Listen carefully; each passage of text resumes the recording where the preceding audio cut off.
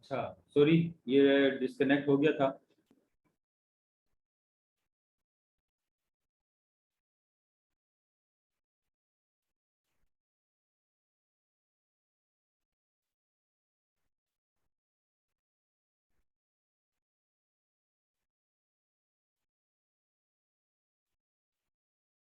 Okay, तो ये बीच में थोड़ा डिस्कनेक्ट हो जाता है, आई डोंट नो ये क्या मसला है इसका। तो हम दोबारा इस डिस्कशन को स्टार्ट करते हैं। Yes sir. अच्छा,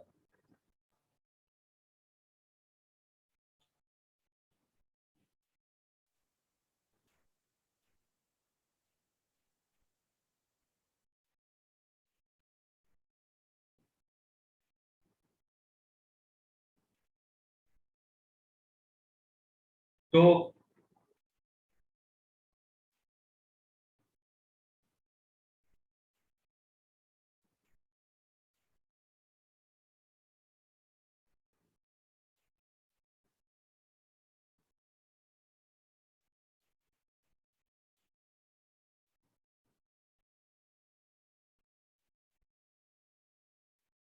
आपको आवाज आ रही है?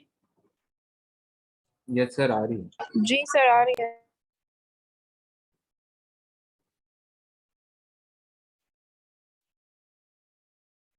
आपको आवाज आ रही है अब्दुल्ला? जी जी सर, आ रही है आवाज। आ रही है यस सर, आवाज। आ रही है आपकी। यार अब्दुल्ला नहीं है। फजर, आपको आवाज आ रही है? यस सर, आ जी रही है सर, आवाज। मुझे आ रही है आवाज, आ रही है आपकी आवाज।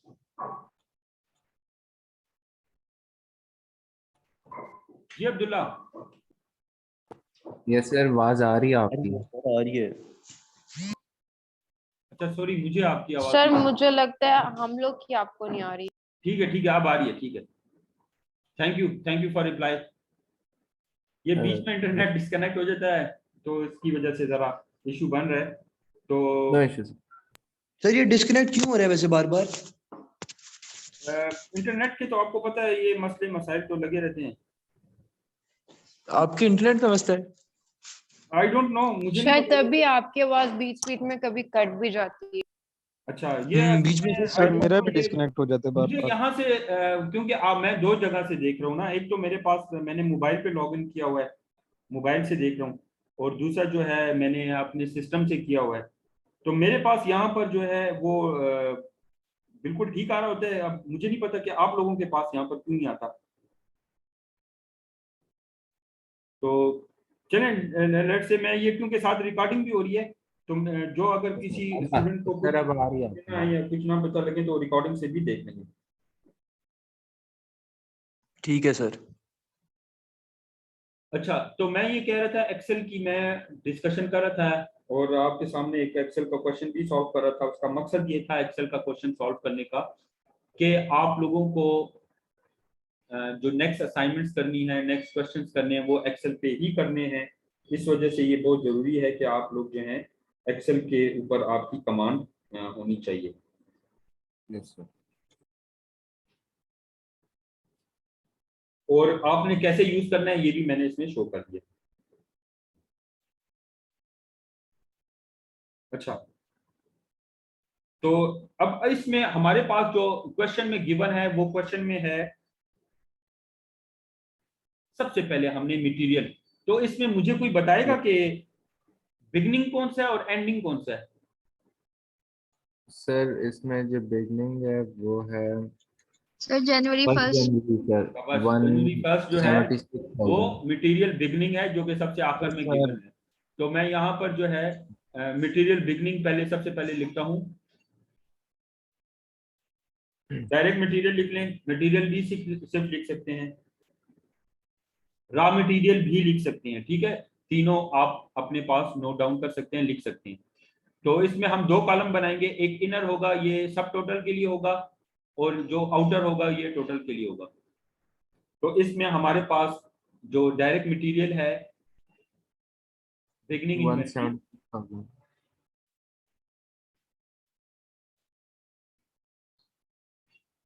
डायरेक्ट मटेरियल बिगनिंग वो हमारे पास गिवन है।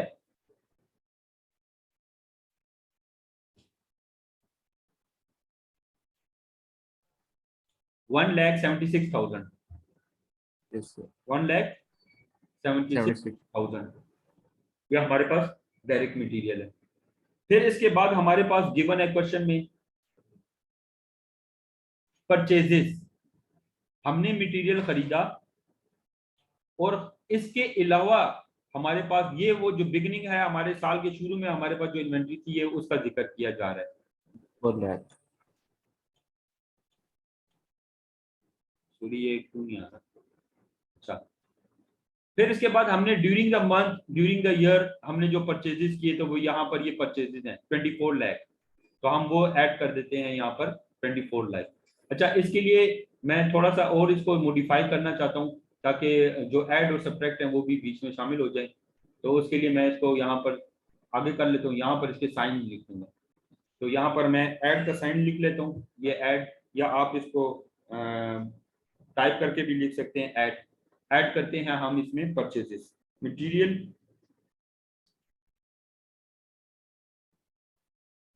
परचेजेस, ठीक है। Material purchase during the year during the month वो हमारे पास यहाँ पर आ जाएंगे मटेरियल परचेजेस। उसकी जो मटेरियल परचेजेस हैं उसकी अमाउंट है हमारे पास यहाँ पर 24 लाख है। ये इसके साथ 24 के साथ 5 जीरोस है तो मींस दैट ये 24 लाख, तो 24 और फिर 5 जीरोस। अब मटेरियल हमने परचेज किया और ये हमारे पास बिगनिंग था जनवरी, आप डेट भी इसमें मेंशन कर सकते हैं कि आप यहाँ पर डायरेक्ट मटेरियल बिगनिंग या मटेरियल बिगनिंग इन्वेंट्री और इसके साथ डेट आ सकती है। इसी तरह ऐड कर दिया हमने इसके साथ परचेजेस को, परचेजेस हमने परचेज किया और उसको फैक्ट्री तक लेकर आए तो हमारे पास वो कहलाएगा ट्रांसपोर्ट इन। क्या कहलाएगा? ट्रांसपोर्ट इन।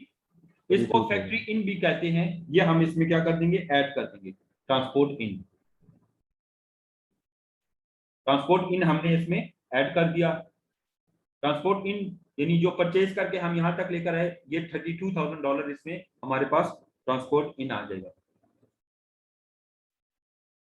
तो अब मैं ये देखना चाहता हूं कि हमारे पास ड्यूरिंग द टाइम पीरियड जो हमारा था वो कितना मटेरियल अवेलेबल था, तो हम यहाँ पे लिख लेते हैं material available for use. Material available for use हमने इसको कंसिडर कर लिया और यहाँ पर हम इक्वल का साइन डालकर दो तरीके हैं, एक तो ये है कि आप लिखें सम लिख रहे हैं तो ये देखें नीचे फंक्शन आ गया बाय डिफॉल्ट, इसके ऊपर डबल क्लिक करें ये सम फंक्शन ओपन हो गया और आपने इसको सेलेक्ट कर देना है। दो तरीके हैं इसमें भी, एक सेलेक्ट करने का तरीका ये है कि आप पहले के ऊपर क्लिक करें, कॉलन लगाएं और आखिरी के ऊपर करें तो यह हो जाएगा। दूसरा ये कि ड्रैग करके करें, दोनों तरीके से हो जाएगा। ये सम हो गया। ये सर ये फिर से बताना। जी बच्चे। सर सेल्स रिटर्न माइनस नहीं होगा इसमें? नहीं बेटा, अभी हम जो बना रहे हैं ना ये हम बना रहे हैं cost of good sold statement.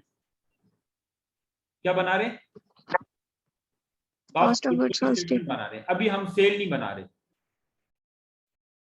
हम इनकम स्टेटमेंट नहीं बना रहे, हम cost of good sold statement बना रहे हैं।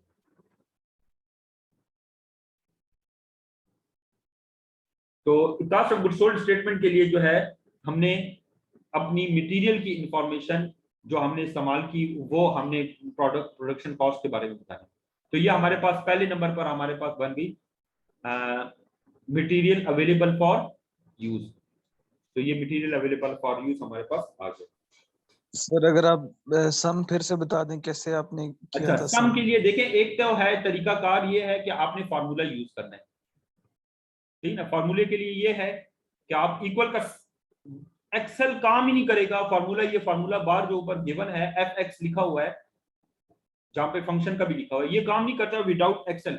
अगर मैं यहाँ पर लिखे एक्सेल के बगैर इधर लिखूं SUM, ये सम नहीं करेगा काम।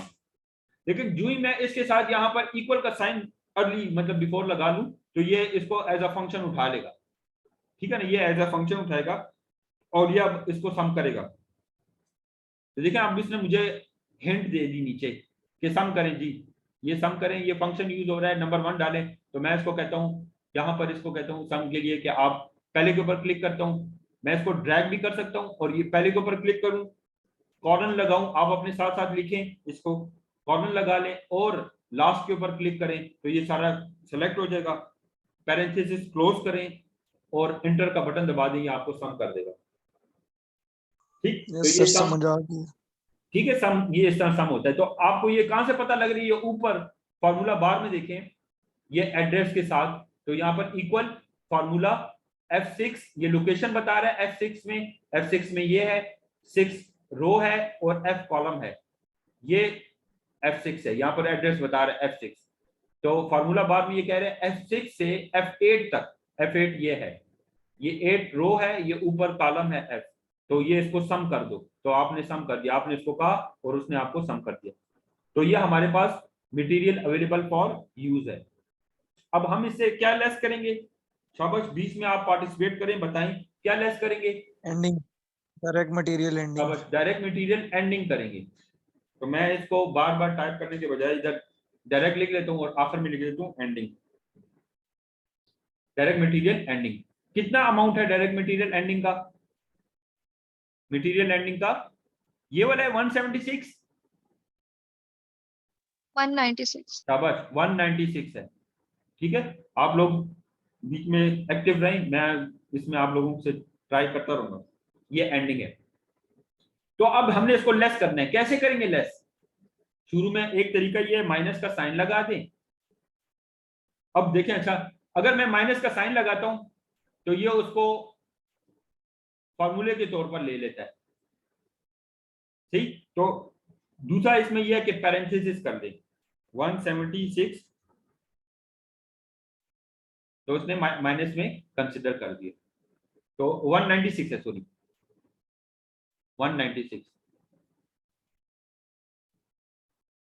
तो अब हम दोबारा उसी तरह करेंगे कि हम यहां पर लिखते हैं total material use, total material use, या हमारा मटेरियल यूज हुआ, इसको मैं बोल्ड कर देता हूं कि हमारा मटेरियल है यूज हुआ, और इसको यहां पर इक्वल का साइन, दिस माइनस, वो ऑलरेडी माइनस का साइन लगा हुआ है इसलिए माइनस नहीं लगाना फिर दोबारा, और इसको दोबारा यहां पर आते हैं प्लस कर दें। ठीक, तो इसने इसमें से ये क्या कर दिया? माइनस कर दिया। अंडरस्टैंड? अगर माइनस का साइन, ये दोबारा देख लें, अगर माइनस का साइन मैं लगाऊंगा तो वो उसको प्लस कंसिडर करेगा। मैं अगर माइनस का साइन लगाता हूं ना तो ये फिगर जो है ये ज्यादा हो गई, 24,20,000, ये बल्कि तो 2,42,00,000 है तकरीबन, तो ये उससे 42 लाख से 44 लाख तक चला गया है, फिगर ज्यादा हो गई है। तो आप इसको क्या करेंगे? माइनस का साइन नहीं लगाएंगे, आपने प्लस का साइन लगाना है। हाँ, अगर आप वहां पर प्लस मेंशन करते हैं, फॉर इंस्टेंस यहाँ पर आप पैरेंथेसिस नहीं लगाते, माइनस नहीं लगाते, ठीक है, तो फिर आपने यहाँ पर माइनस का साइन लगाना है। दोनों सूत्रों में आप इस तरह कर सकते हैं। तो आप इसको देखें, जब क्लिक करते हैं तो ये बताता है कि F9 जो ब्लू कलर में है और F10 जो ग्रीन कलर में है ये माइनस हुआ है। F9 से F10 जो एड्रेस में, लोकेशन में जो था वो माइनस हुआ है। तो ये आपके पास आ गया नंबर 1 इंफॉर्मेशन। वो क्या है? मटेरियल। सर जब हम माइनस करते हैं, जिस चीज को लेस करते हैं, तो हम उसके साथ ब्रैकेट्स लगाते हैं, यहाँ पे नहीं लगाएंगे? नहीं, अगर आप यहाँ पर माइनस जब करते हैं, मैं फंक्शन के हवाले से बताना चाह रहा हूँ कि आप अगर वहां पर माइनस यूज करते हैं, इधर ऊपर जो यहाँ पर मैंने F10 में अगर मैं यहाँ पर पैरेंथेसिस लगा लेता हूँ या माइनस का फिगर लगा लेता हूँ, तो फिर नीचे फंक्शन में मैं नहीं करूंगा, क्योंकि वो माइनस माइनस प्लस हो रहे हैं। देखिए, एक माइनस ये और एक माइनस यहाँ पर है, तो इसलिए वो माइनस यहां पर लगाने के बजाय इसको प्लस कर दें, या ऊपर माइनस को प्लस मेंशन करें और नीचे माइनस कर दें। तो वो बेसिक मैथमेटिकल रूल आपको पता ही होगा कि माइनस माइनस प्लस होते हैं जब मल्टीप्लाई होते हैं। सर Yes, मेरे sir. ख्याल से वो ब्रैकेट्स का कह रही हैं, तो ब्रैकेट्स जब हम लगाते हैं तो वो ऑटोमेटिकली माइनस खुद ही लग जाता है एक्सेल में। जी जी, तो माइनस का साइन आ गया ना, उसका माइनस का साइन लगाने का जरूरत नहीं है। तो ये हमारे पास पहली इंफॉर्मेशन जनरेट हो गई जो कि हमें यूज होगी डायरेक्ट टोटल मैन्युफैक्चरिंग कॉस्ट को फाइंड आउट करने के लिए। अब दूसरे नंबर पर हमने क्या देखना है, लेबर कॉस्ट। तो लेबर कॉस्ट हमें गिवन है यहाँ पर 3204000। ठीक, तो मैं यहाँ से लेबर कॉस्ट को कॉपी करता हूँ, पूरी कॉपी करता हूँ। अच्छा, लेबर कॉस्ट को मैंने कॉपी किया और यहाँ पर मैं इसको, जब आपकी देखिए यहाँ पे फॉन्ट ज्यादा आया, मैंने ये ब्रश को क्लिक किया फॉर्मेट पेंटर और इसके ऊपर क्लिक कर दिया तो बिल्कुल उसी तरह होंगे जिस तरह ऊपर है। तो फॉर्मेट पेंटर का भी आप इसमें एप्लीकेशन देख लें। अब ये इसके साथ ऐड होगा, मैंने ए लिखा, ऐड ऑटोमेटिकली उसने मुझे हिंट दे दी, मैंने प्रेस कर दिया इंटर, वो ऐड आ गया। जब हम डायरेक्ट मटेरियल यूज को डायरेक्ट लेबर कॉस्ट के साथ ऐड करते हैं, जो कि अमाउंट यहाँ पर गिवन है और ये मैं प्रीवियस क्लास में डिस्कस कर चुका हूं, क्या आएगा इससे, Prime cost. शाबाश। इसके बाद हमारे पास आएगा प्राइम कॉस्ट। Prime. ये प्राइम कॉस्ट आ गया, इसके साथ हम ऐड करते हैं और यहाँ पर इक्वल का sign, this plus this figure, तो हमारे पास, अच्छा ये क्यों इसने वैल्यू दी, क्योंकि यहाँ पर ऊपर उसने नंबर्स और नीचे उसने कॉमास दिए हुए हैं, तो इस वजह से इसको न्यूमेरिक्स में ही कन्वर्ट करना है। तो ये हमारे पास आ गया प्राइम कॉस्ट। फ्लैट कॉस्ट भी कहते हैं, बेसिक कॉस्ट भी इसको कहा जाता है।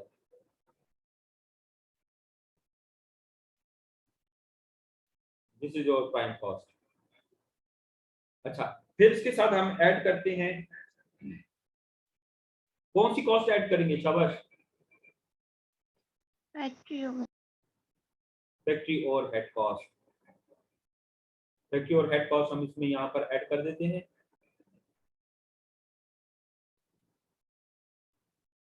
फैक्ट्री और हेड कॉस्ट हमें गिवन है 1885600।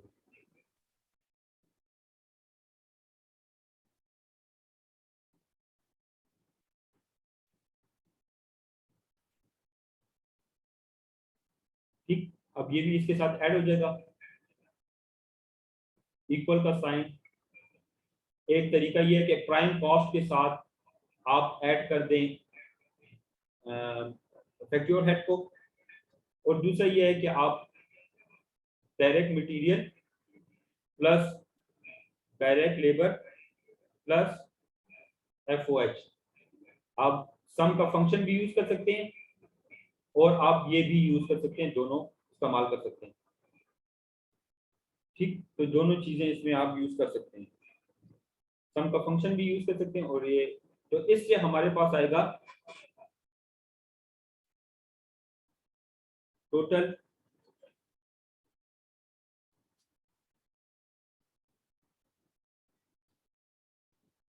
Manufacturing cost. ये हमारे पास नंबर 1 जो हमारी रिक्वायरमेंट थी वो फुलफिल हो गई कि आपने टोटल मैन्युफैक्चरिंग कॉस्ट को कैलकुलेट करना है।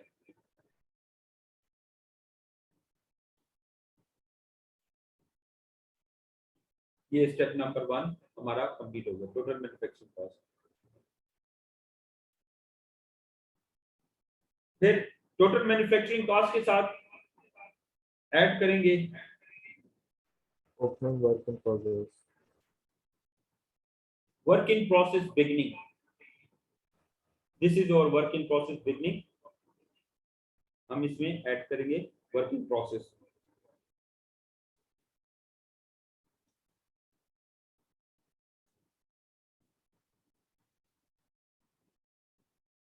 ठीक है, वर्किंग प्रोसेस बिगिनिंग हम इसमें ऐड कर रहे हैं।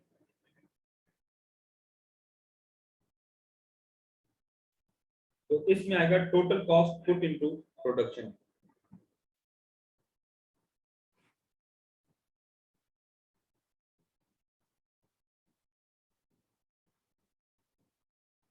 ये टोटल प्रोडक्शन कॉस्ट भी कहलाता है।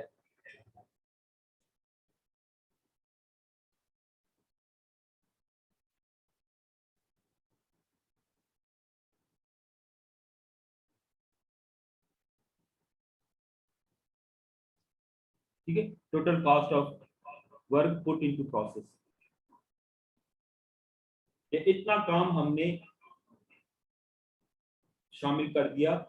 जो पहले से वर्किंग प्रोसेस, वो काम जो अधूरा था और इन प्रोसेस था, और कुछ मजीद काम जो मैन्युफैक्चरिंग कॉस्ट वाला है वो उसमें ऐड हो जाएगा। तो ये अब हमारे पास आएगा this plus this figure.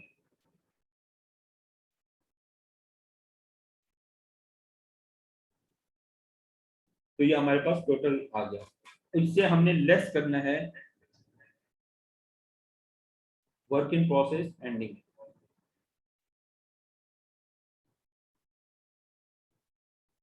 Beginning की जगह पर आप उसको कर दें एंडिंग।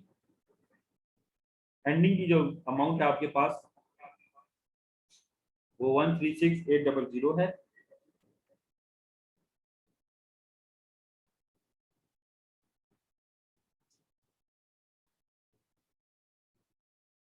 तो ये आपके पास एंडिंग आ गई। इससे क्या आएगा शाबाश? Total cost of goods manufactured. Well done. Total cost of goods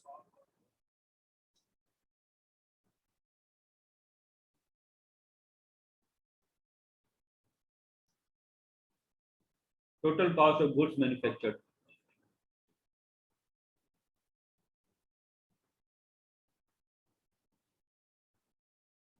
ये total cost of goods manufactured आ गया। तरीकेकार वही है, ऐड कर सकते हैं, सम कर सकते हैं, दोनों फार्मूले यूज कर सकते हैं। और इसको मैंने कर दिया बोल्ड हाईलाइट। ये हमारे पास सेकंड रिक्वायरमेंट भी पूरी हो गई। ये हमारी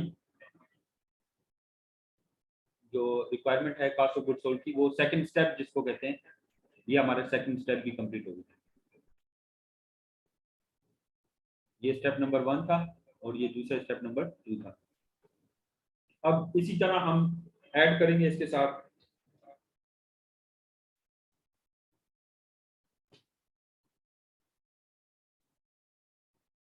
फिनिश गुड बिगनिंग। ठीक है, तो फिनिश गुड बिगनिंग में हमारे पास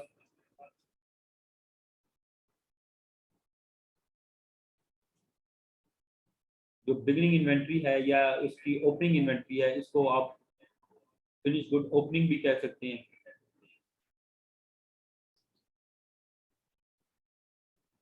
जहां जहां पर आपने बिगनिंग यूज किया है वहां पर आप ओपनिंग भी यूज कर सकते हैं।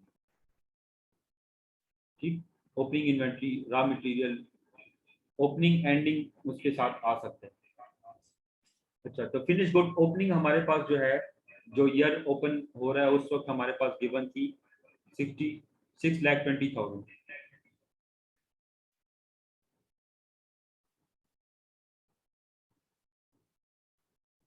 ठीक,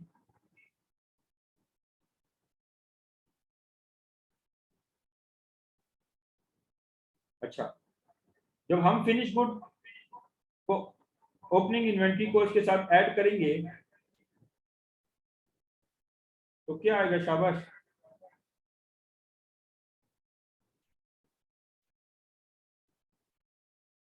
कौन बताएगा? Cost of goods available for sale. शाबाश, वेल डन। टोटल, बल्कि इसको मैं उसमें रखता हूँ टोटल। और ये आपने वर्किंग प्रोसेस एंडिंग, सर ये जो 18th एंट्री है जी सर, ये जो ये वर्किंग प्रोसेस एंडिंग है, ये आपने लेस नहीं किया, आपने ऐड कर दिया। ये लेस नहीं किया, आपने ऐड कर दिया टोटल 29,231 उसको डबल जीरो में ये। सॉरी ठीक है, ये लेस करना था। हमारे पास total cost of work put into process से लेस करना था वर्क इन प्रोसेस एंडिंग को, तो हमारे पास आया total cost of goods manufactured. अब हमारे पास फिनिश गुड ओपनिंग है $6,20,000, तो इसमें हमने ऐड किया फिनिश गुड ओपनिंग को।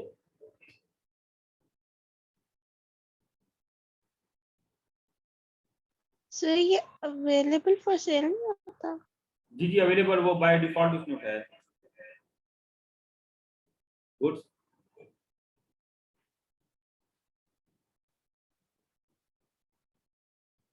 ये है total cost of goods available for sale.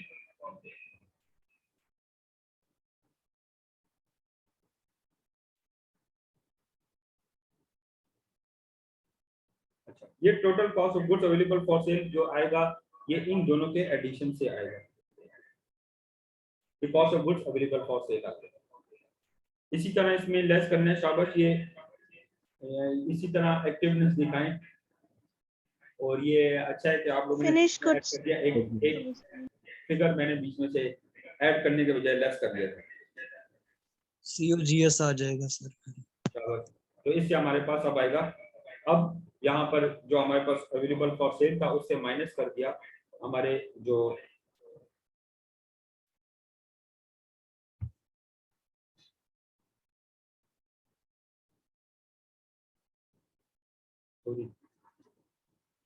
Ending inventory मैंने डालनी थी, मैंने यहाँ पे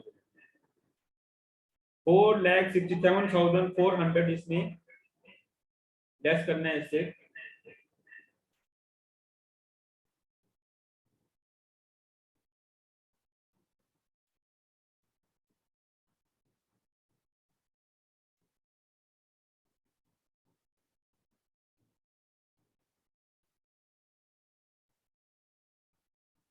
ये हमारी रिक्वायरमेंट जो कॉस्ट ऑफ गुड्स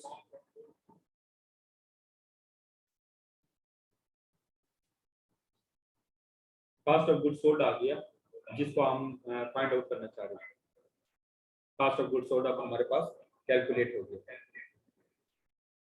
ठीक, तो ये अभी आपने देखा कि हमने एक्सेल में cost of goods sold statement बनाई और मुख्तलिफ स्टेप्स को फॉलो करते हुए हमने cost of goods sold statement बनाई।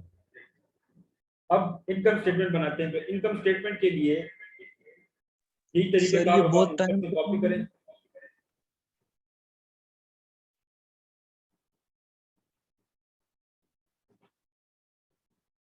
और यहाँ पर कॉस्ट ऑफ गुड्स सोल्ड की जगह पे लिख लेते हैं इनकम स्टेटमेंट। ये statement of profit and loss हम उसको कह सकते हैं। सर ये फाइल प्लीज भेज देना सर।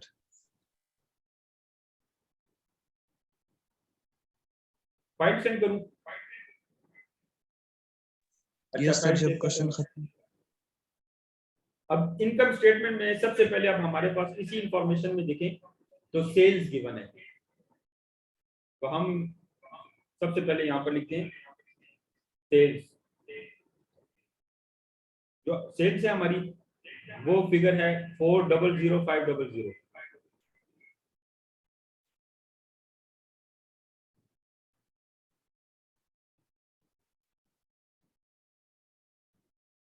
फॉर्मेट सिमिलर रखने के लिए मैं पेंट करता हूं फॉर्मेट पेंटर से। सेल्स हमने की, क्वेश्चन में हमें कह रहा है कि इस सेल्स में कुछ रिटर्न भी हुई, तो ये सेल्स रिटर्न इसमें से क्या होंगी? डिडक्ट होंगी, माइनस होंगी, माइनस हो जाएंगी। ये चीज आपने याद दहानी रखनी है। हो सकता है एग्जाम में कुछ इस तरह का आ जाए और आप कहेंगे सर हमें तो ये पता नहीं था, तो ये चीज आप अपने ध्यान में रखें कि सेल्स में से सेल्स रिटर्न, यानी आपने कुछ सेल्स की और वो आपको रिटर्न हो गई, ठीक, और या उसमें आपने कुछ डिस्काउंट दिए हैं तो वो डिडक्ट होंगे। उसकी फिगर जो है वो $25,200 है, वो इसमें से क्या होंगे? डिडक्ट होंगे।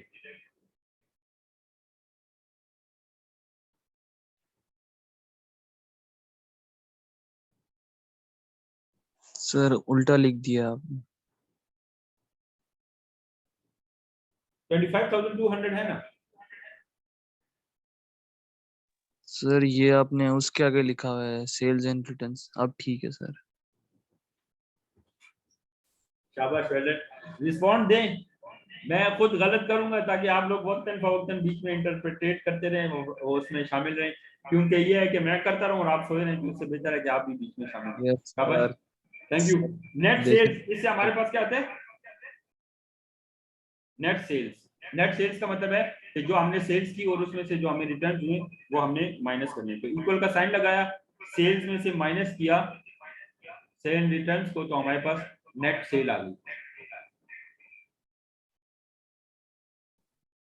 ये हमारी नेट सेल। अब देखिए नेट सेल के अलावा हमारे पास कौन कौन सी जो हमने कर ली, परचेजेज हो गई, लेबर हो गई, सैलरीज हमारे पास रह गई, हमारे पास ट्रांसपोर्टेशन इन ये हो गई, हमने उससे किया, फैक्टर और हेड हो गया, एडवर्टाइजिंग हमारे पास रह गया, डिलीवरी एक्सपेंस रह गया। ठीक है, इसके बाद तो हमारी सारी कैलकुलेशंस की हैं। तो अब हमने इसमें से जो यहाँ पर लिखा हुआ था ना कॉस्ट ऑफ गुड्स सोल्ड, इसको यहाँ पर लिंक कर देना।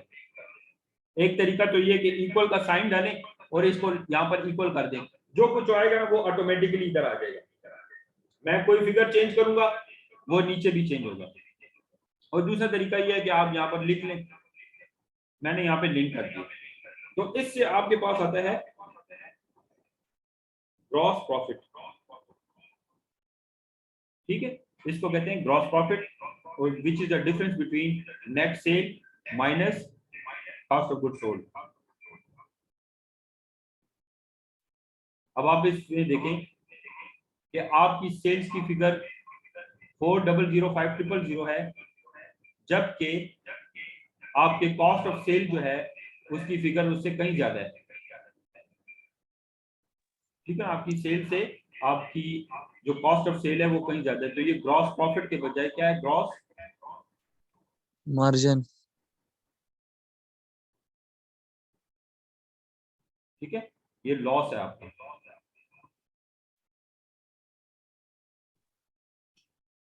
फिर इसके अलावा हमने इसमें ऑपरेटिंग एक्सपेंसेस या इसके जो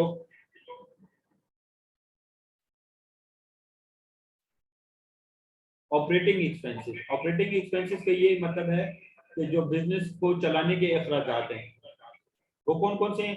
वो ये दो हैं। नंबर 1 इसमें आपका सेल सैलरी,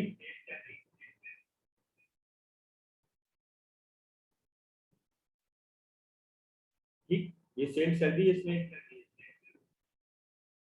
और नंबर 2 जो है वो आपकी एडवर्टाइजिंग एक्सपेंस है। इसमें एडमिनिस्ट्रेटिव एंड जनरल एक्सपेंस भी आ सकता है। सेल सैलरी किसे कहते हैं, कोई बताएगा आप में से?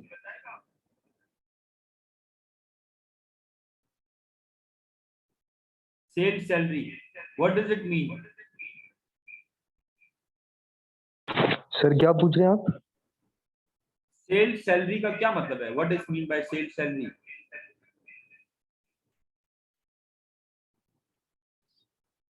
सर सेल्स पे कमीशन? नहीं, सेल सैलरी का मतलब है कि जो आपके सेलमैन होते हैं ना, जो आपकी प्रोडक्ट को सेल करते हैं, उनकी सैलरी। कमीशन का मतलब ये है कि वो इजाफी एज एजेंट उसको काम करते हैं। सैलरी तो परमानेंट स्टाफ को दी जाती है, लेबर को दी जाती है। ये इनडायरेक्ट लेबर है असल में, इनडायरेक्ट सॉरी नहीं, इनडायरेक्ट लेबर तो वो है जो एफओएच में आता है। ये बेसिकली आफ्टर प्रोडक्ट मैन्युफैक्चर हो जाती है और उसको मार्केट करते हैं, उसको सेल करते हैं, तो ये सेल सैलरी है।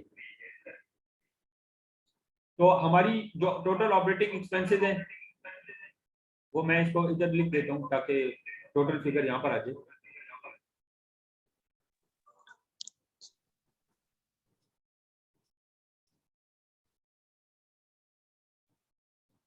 टोटल ऑपरेटिंग एक्सपेंसेस वो इक्वल टू जो आपकी सेल सैलरी प्लस आपके एडवर्टाइजिंग एक्सपेंस है, वो ये आता है। अब ये ऑपरेटिंग एक्सपेंसेस भी जो होते हैं ये भी आपकी एक्सपेंसेस लेस होते हैं। अगर आपको याद हो तो आपके ग्रॉस प्रॉफिट में से जो आपका ग्रॉस इनकम है या ग्रॉस लॉस है, उसमें से ये फिगर जो है ये लेस होगी, माइनस होगी। तो देखें दोनों माइनस है, ये भी लेस हो रहा है, वो भी लेस हो रहा है। जब दो फिगर्स लेस हो रही हों तो उससे क्या होगा? तो ऐड हो जाएंगे इसमें। ठीक है, तो ये बेसिकली फिगर इसके साथ ऐड होगा।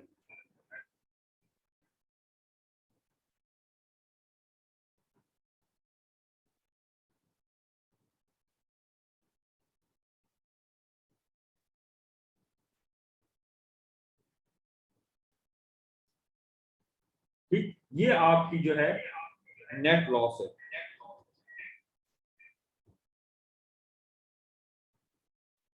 तो आपने इनकम स्टेटमेंट भी बना ली और आपकी cost of goods sold statement. जो डायरेक्ट मेथड है, उस डायरेक्ट मेथड में इस तरह है कि आपकी एक स्टेटमेंट के अंदर, यानी आपकी इनकम स्टेटमेंट भी उसी में है और बैलेंस शीट अपनी cost of goods sold statement के अंदर ही, मतलब एक ही जगह पर आप इनकम स्टेटमेंट के अंदर आप cost of goods sold statement भी बना रहे हैं। जो मैं अभी आपके साथ इसी स्टेटमेंट को दोबारा बनाता हूँ।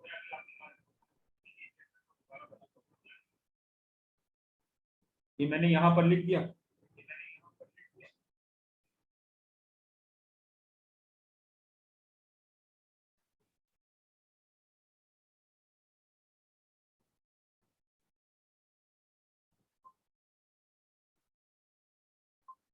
अच्छा, अब इसमें थोड़ी फिगर्स ऐड कर लेते हैं। ये नेट सेल है, cost of goods sold statement.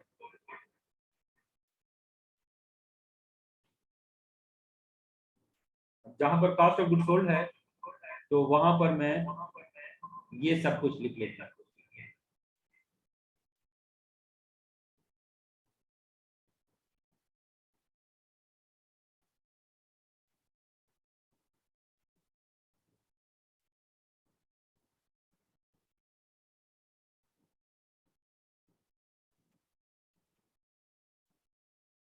तो आप ये देखें, ये कॉस्ट ऑफ गुड्स सोल्ड जो है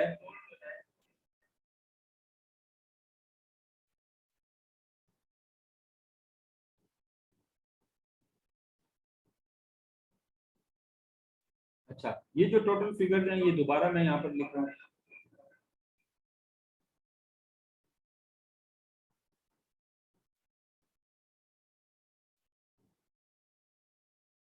बल्कि इसको मैं यहाँ से लेस,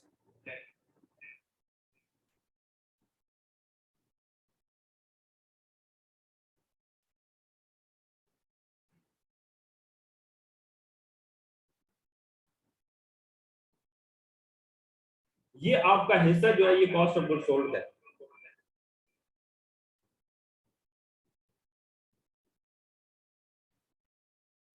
यहां तक ये सारा हिस्सा आपका कॉस्ट ऑफ गुड्स सोल्ड है।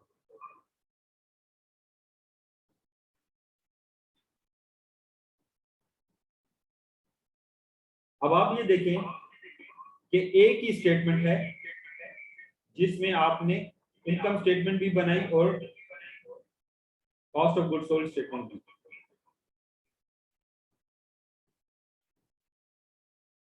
यानी सेल्स रिटर्न, इसको और आगे मैं ले जाता हूँ थोड़ा प्रेजेंटेबल फॉर्म में बनाने के लिए। अब ये सेल्स की फिगर है,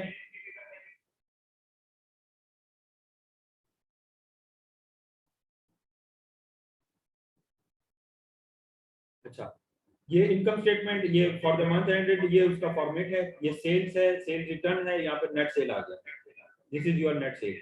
फिर कॉस्ट ऑफ गुड्स सोल्ड है, कॉस्ट ऑफ गुड्स सोल्ड में डायरेक्ट मटेरियल परचेज, फिर ट्रांसपोर्टेशन इन, फिर उसके बाद हमने मटेरियल अवेलेबल फॉर यूज, फिर डायरेक्ट मटेरियल एंडिंग लेस करेंगे, फिर टोटल मटेरियल यूज आ गया, फिर डायरेक्ट